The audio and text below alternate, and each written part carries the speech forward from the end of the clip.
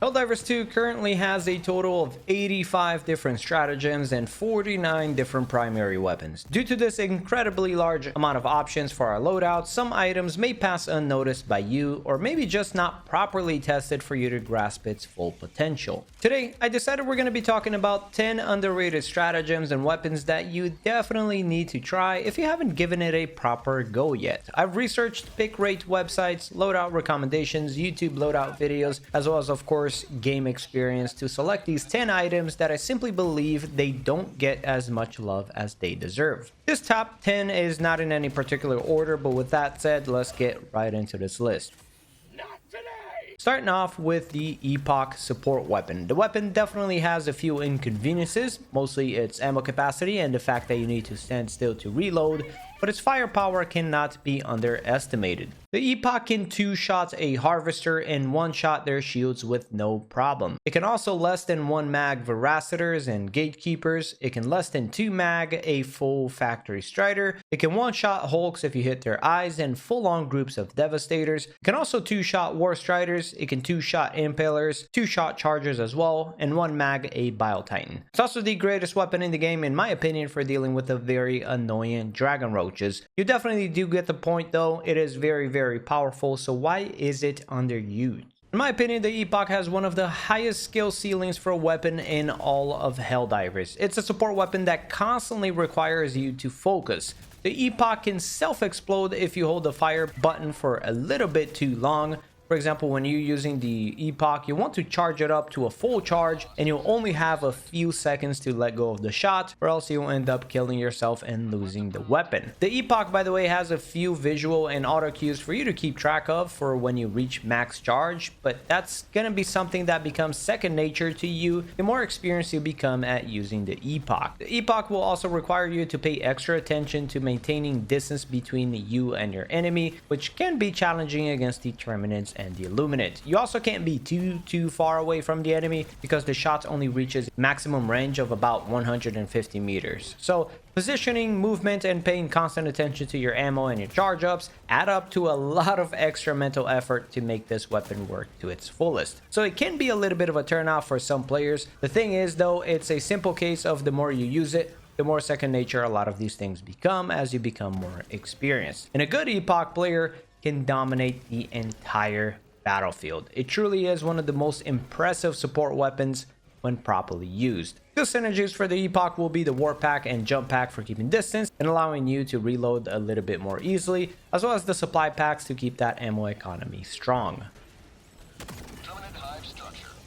Next, let's go over the Tesla Tower, one of the most underpicked sentry stratagem, only getting about a 1 to 2% pick rate across all 3 factions. This bad boy has an incredibly low cooldown of only 102 seconds after all of the sample upgrades, which is just a little bit over a minute and a half. And this is the 3rd lowest cooldown, right after the machine gun sentry and the flame sentry, as far as the sentries go, of course. But the interesting thing is that Tesla not only has one of the lowest cooldowns in the game, but it also can get the most amount of kills out of all the turrets, considering that it has infinite ammo. And that it also has a lifespan of about 2 minutes and a half, which could lead to hundreds and hundreds of kills, especially on seeds with more smaller enemy types like Pouncer seeds or Voltless heavy seeds on the Illuminate front. The Tesla Tower will dominate even the hardest of bug factions, the Predator strain. It's going to go around 1 to 2 shotting the entire faction with minimal effort. The reason why the Tesla is so underused despite its incredible power is for a few reasons. First of all, it's extremely deadly, including to other Helldivers. Since it's not a very loud and sometimes the chain lightning can hit an enemy and then zap onto a Helldiver, it can make it kind of a dangerous stratagem to use in a group of Helldivers that aren't constantly paying attention to the sentries. Secondly, it's a bit more challenging to gain maximum value from it. Most other sentries, you're fine if you just kind of call them on high ground where they got enough range to kill from a distance, But the Tesla Tower, you gotta treat it a little bit more differently. You want to use it to kind of cover your flanks, and you also want to call it around corners or in places where the melee enemies can't easily damage it. You want to cut chargers line of sight, for example, so they don't just straight beeline for it. That's kind of like the whole point of calling it around corners. Also, it will prevent harvesters from lasering it a little easier as well. Also, of course, you should try to keep these Tesla towers in good choke points so that it just kind of holds the enemies back. Other than that, in my opinion, the Tesla is the greatest sentry in Helldivers to dominate chaff, from small to medium bugs, to some of the medium-sized bots, overseers, voltless, and even flesh mobs as well. It is just going to require a little bit more effort and a little bit better positioning than the other sentries to achieve that maximum value turret.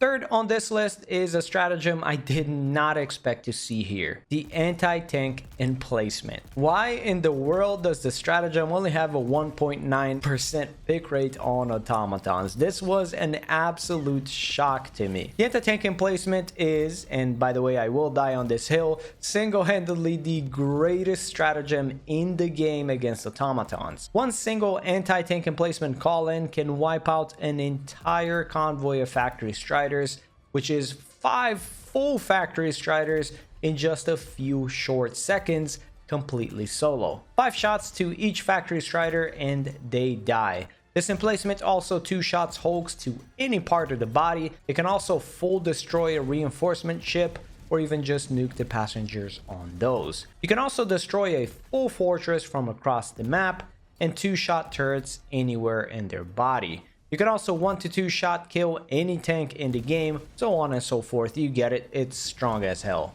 On the other factions, it's also incredibly good. You'll be nuking Bile Titans, Dragon Roaches, Impalers, and Chargers like it's nothing, as well as getting rid of Harvesters with just a few shots as well. But I'll be honest, its true playground is in the Automaton faction. There is literally nothing better than it for wiping a full map. You guys that have seen my Automaton gameplay see me glazing it every single game, because honestly, it's just like absolutely SSS tier. It's just way too good. It also has a very short 2.5-minute cooldown after all the upgrades. The reason I believe it's underused is because due to its stationary nature, you can get overwhelmed with threat if not properly handled, which is understandable on Terminids and maybe even Illuminates. If the bugs kind of rush you down, you are going to gain little value from it. You must call it in rather safe locations away from the threat. I also believe it's underused because once again, it requires a little bit more thinking behind it. The AT emplacement is not a stratagem that you can just call reactively when things are getting out of control. Instead, you want to call it proactively, or rather calling it before the fights are about to go down. Usually, this might require a little bit more experience with Helldivers as far as knowing when things are about to go crazy but haven't started going crazy yet. But generally speaking, if you're playing missions that call in reinforcement waves like defend missions or geological survey missions or spread democracy missions, those you can just kind of call them in on the main objectives right before starting them, and you'll be good to go. If you have not used this on automatons properly yet, please give this a try. You are not going to regret it.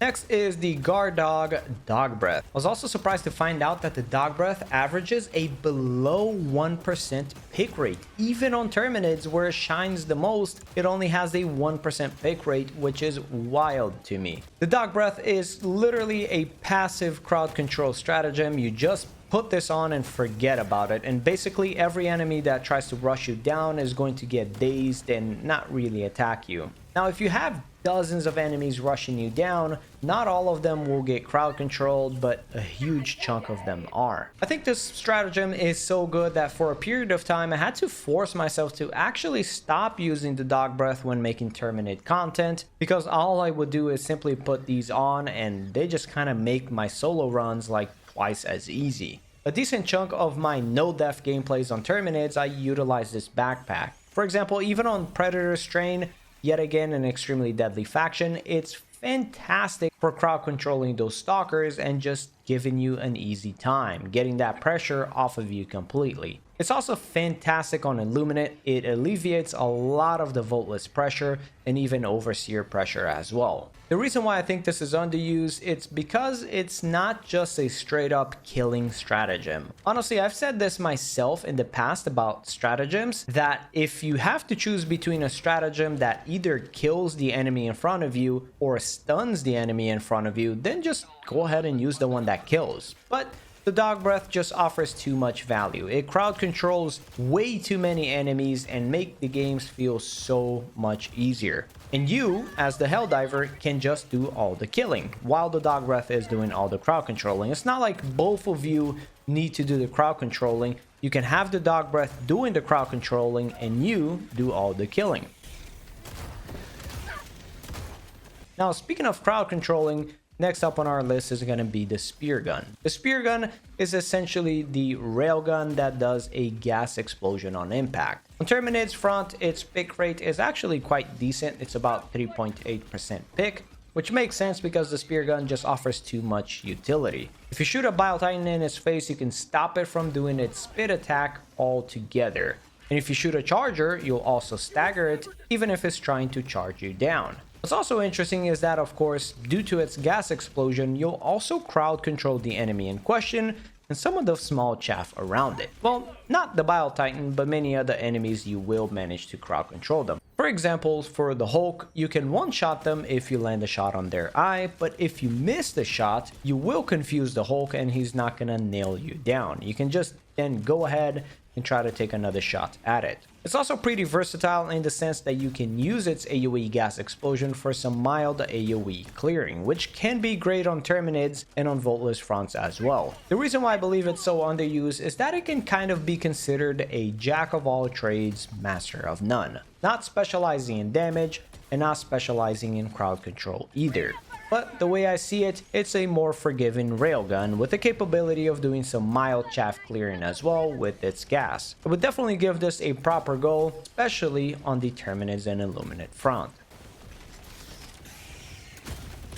Next, let's talk about yet another emplacement, or that is the only other emplacement in this game, the HMG Emplacement. We're looking at a 1% pick rate on bots and a 2% pick rate on Terminids. On Illuminate, it's fine. It's got an 8% pick rate, which I'm glad because HMG is indeed insane against the Illuminate. But it also is insane on the other factions as well, which is where I was surprised. The HMG will wipe out waves of automatons with minimal effort. This emplacement will destroy full-on groups of Devastators, and you're going to be melting Hulks faster than they can even react. You're also going to thrive at wiping out passengers from reinforcement ships, so on and so forth. On the Terminids, you'll nuke through most of the enemies in this faction.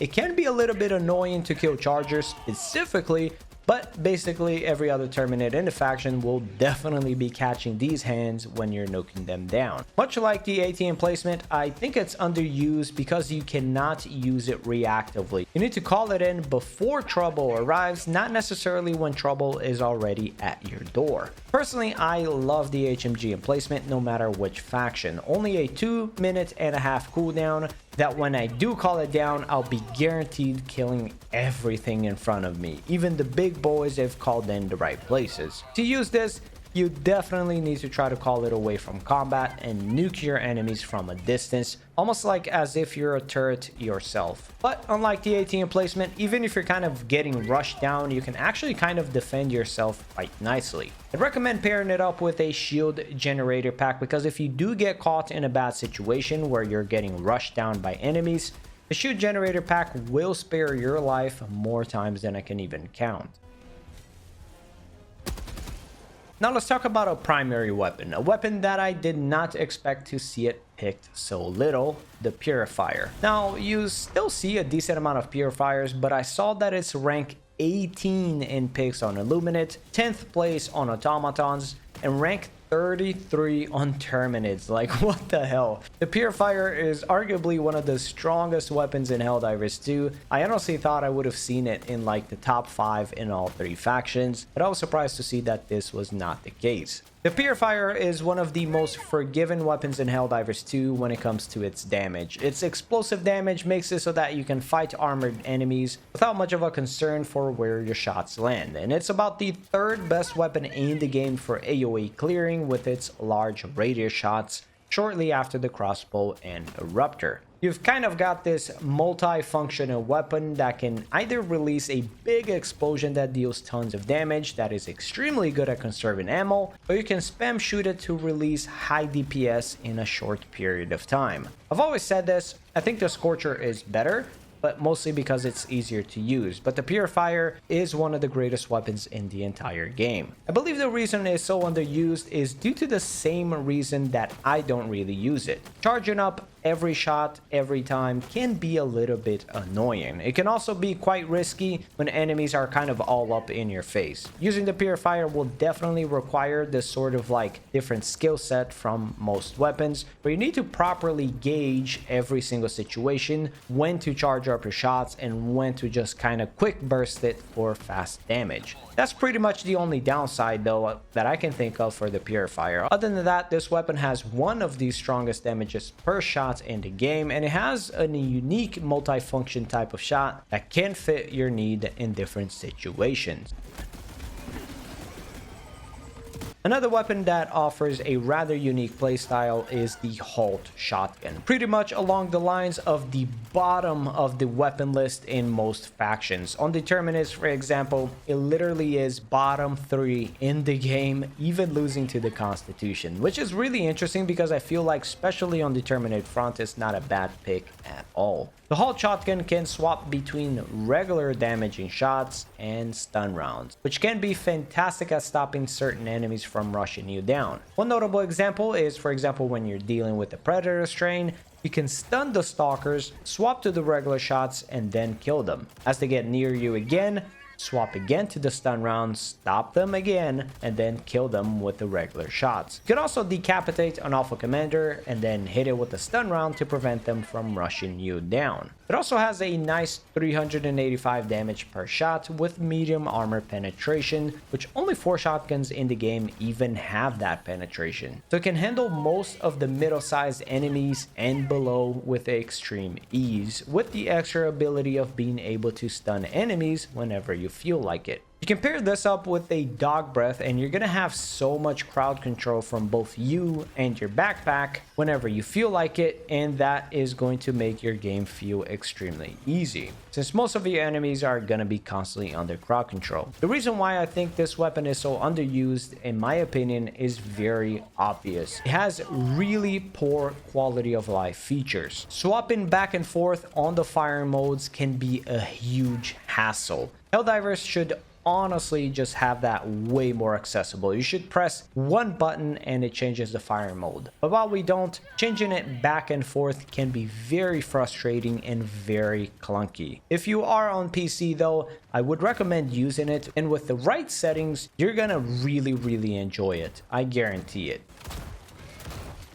As for another support weapon that I believe deserves a little bit more love is going to be the Spear. Yet again, a sub 2% pick rate on automatons and Illuminate. On Terminus, it has a little bit more, which I found very interesting because I think that's, like, out of the 3, probably the least ideal faction to use it on. Either way, the Spear is a very simple one-click, one-kill weapon that requires minimal skill. On the automatons, for example, you can literally one-shot dropships without any effort. You know what? Matter of fact, I'll just make it easier for you and say that it literally one-shots like 90% of the game. I'm not even gonna just mention all the enemies. The only enemies it can't one-shot are Factory Striders, Vox Engines, Hive Lords, and Dragon Roaches. I think those are all the enemies you can't one-shot. Some of those, by the way, will just take like an extra shot or so to kill. Some of the enemies that you can one-shot might kind of require you to hit, let's say, a headshot, so kind of have it facing towards you, but other than that, you're going to be one-shotting everything. It is quite literally the highest damaging weapon in the entire game. All of that paired up with the fact that it has an automatic lock-on with no aiming required. I quite enjoy bringing the Spear anytime I want to just play and not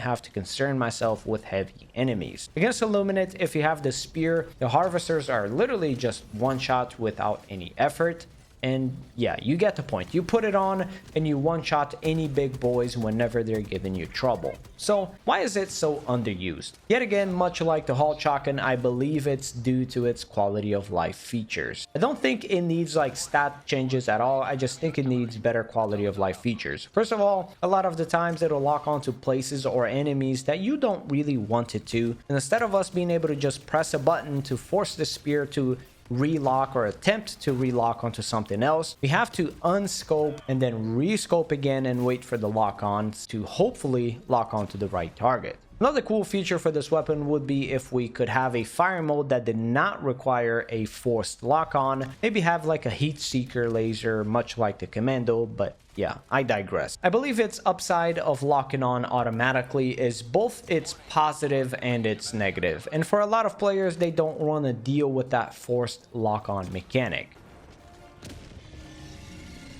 Lastly, on today's list is going to be the anti-material rifle support weapon, averaging about 1 to 3% pick rate across all factions. This beast of a sniper can do some crazy things. On automatons, we're literally one-shotting everything up to a tank. Even hulks are getting one-shots from a 30 meters or closer, which makes it extremely powerful. On the Illuminate front, it can literally deal with every single enemy in the entire faction, even against harvesters. Matter of fact, it's one of the best weapons against harvesters in my opinion. A couple of shots on its legs or eyes will quickly get rid of them. This weapon though is mostly designed for mid-sized enemies, so for example, overseers, devastators, and alpha commanders, all of these kind of get one-shot headshotted, and it will have enough armor penetration to also kill the bigger guys if you need it to. You can also pretty much shoot as fast as you can press, so if you need to unleash a quick flurry of shots, let's say for example on the charger's butt, you can just spam fire and it'll do an incredibly high amount of damage. The reason why I think this weapon is so underused by players is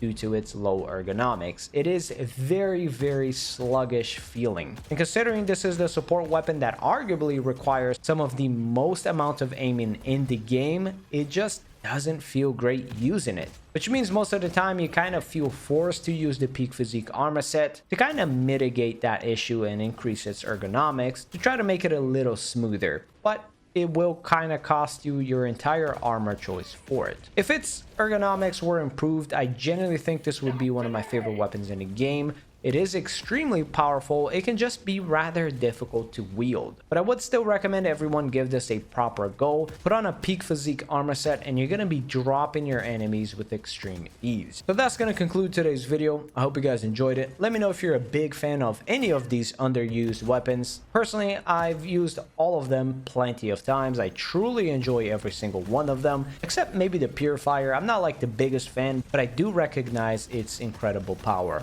So thank you all very much for watching, and I'm going to be catching you legends on the next one. Peace!